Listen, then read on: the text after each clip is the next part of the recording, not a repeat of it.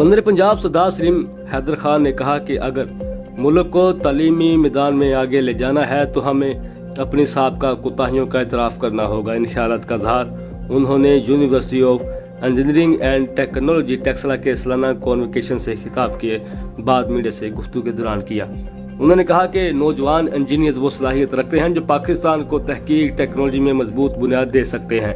तालीमी मैदान में आगे जाना है तो हमें अपने इंजीनियर्स की सलाहियतों का सहारा लेना होगा जो तहकीक और टेक्नोलॉजी में मजबूत बुनियाद दे सकते हैं।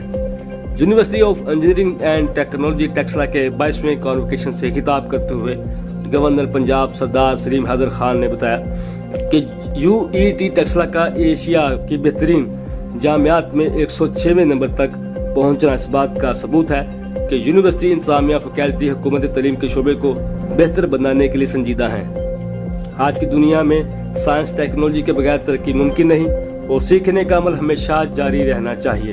हम माजी के मुस्लिम साइंसदानों की खिदमात तो याद रखते हैं लेकिन तहकीक के मैदान में खुद बहुत पीछे रह गए हैं, इसलिए नौजवानों की जिम्मेदारी है कि उस खला को पुर करें। उन्होंने तकरीब के दौरान ऐलान किया कि पसमानदा इलाकों के तलबा की मेयारी तालीम तक रसाई देने के लिए जुंड अटक में यूईटी का नया कैंपस कायम किया जाएगा।